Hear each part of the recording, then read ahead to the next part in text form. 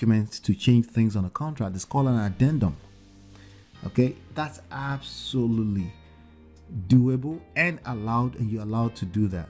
So including the price and terms and conditions on the contracts can be changed. So when people say, should I view the property or write the contract first? I don't want to write a contract and then having to change it. Let's look at the property first. Can I send somebody boots on ground to go see the property? They said, you're wasting time. If a deal looks like a deal, while you're wasting time trying to find somebody to go there to go, when you have a motivated seller in your hands, you could have written the contract first and you could do all of the other, you can do everything else after. Okay, you can basically ask for, how they say, you can ask for forgiveness first before you're asking for permission. Okay, it's a contract, it's a legally binding document, but the truth of the matter is that people have interest, and the seller has an interest in getting rid of the property, so they're not out. All right, so view the property or write the contract first. Let's talk about virtual wholesaling for a second. It's been a minute. Let's talk about virtual wholesaling. Virtual wholesaling, if you're wondering, is basically wholesaling virtually, meaning you can do it from anywhere in the world as long as there's internet, as long as there's a laptop, there's a decent internet, meaning you're not going to have to load yahoo.com. It's not going to take you 30 minutes to load yahoo.com. If it's going to take you that long, this is probably going to be hard. Okay, maybe not that hard, maybe 10 minutes. Right?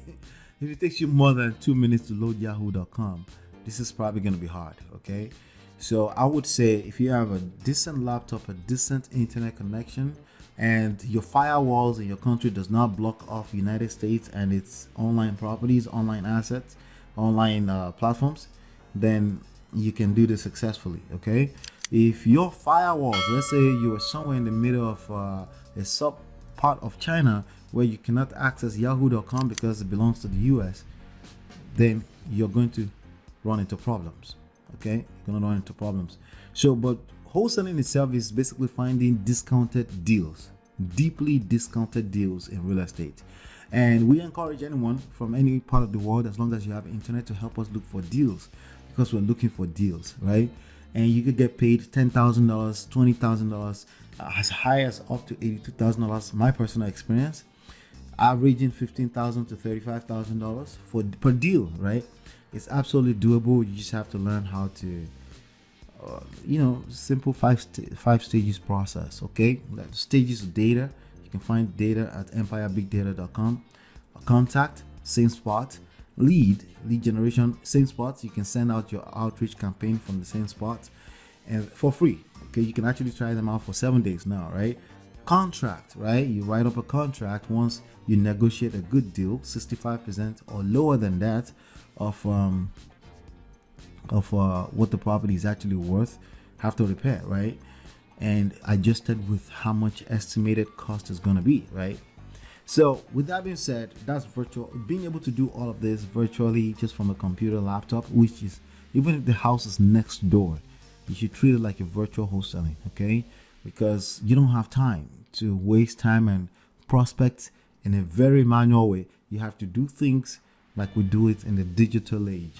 Talk to them over the phone once there is interest, once they're a lead. If they're not a lead, you don't need to be talking to randoms on the phone. Okay, there are other ways, like text messages, like postcards, to pick their interest, to see if they would like to sell your property at all, right? To see if they're open to an offer on their property, right? So that's virtual wholesaling right there, really quickly. So the question is, should you view the property first or write the contract first? Now, the obvious answer, right? The obvious answer is, if you're trying to do this from Ireland somewhere, you're not going to be able to view the property first. You can see pictures, right? And now the question is that, can you get the picture sent over to you? Is that valid enough for you to write a contract? Absolutely.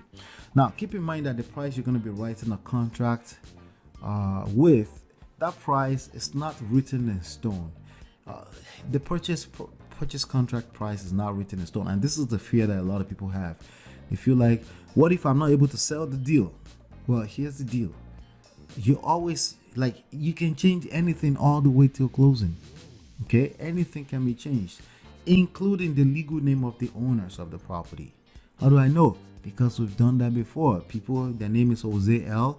Santiago, and then they found out that, oh, it's not L, it's actually M. We can change that.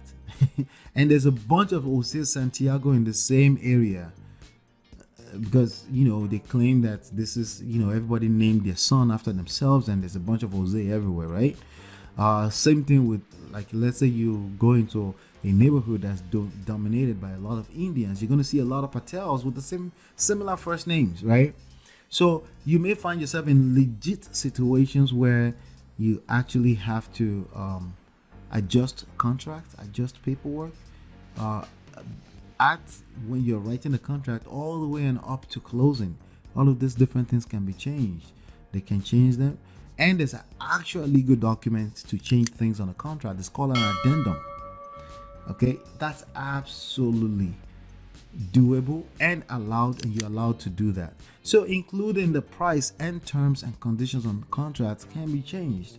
So when people say, should I view the property or write the contract first? I don't want to write a contract and then having to change it. Let's look at the property first. Can I send somebody boots on ground to go see the property? I said, you're wasting time.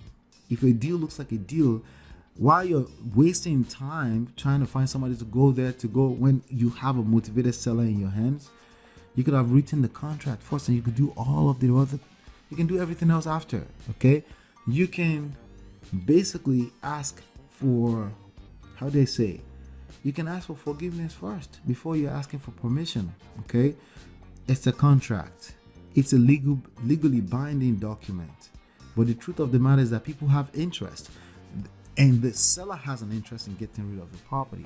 So they're not out here trying to hurt you. That's not the point. The point is that they have a property to get rid of.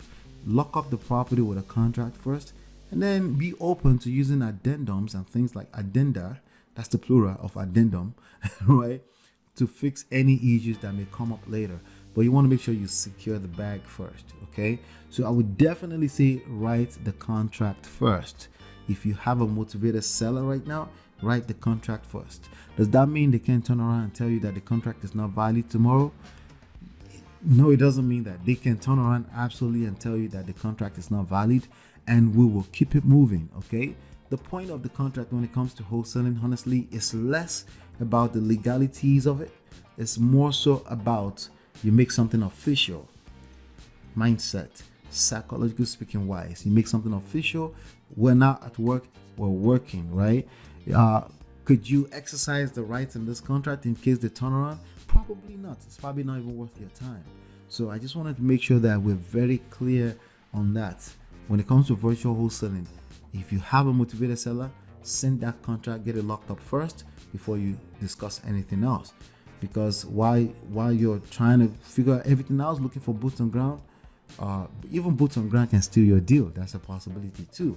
Not a possibility I want you to worry too much about, but you get the gist. Okay, is to stay focused. Get the contract first before you worry about everything else.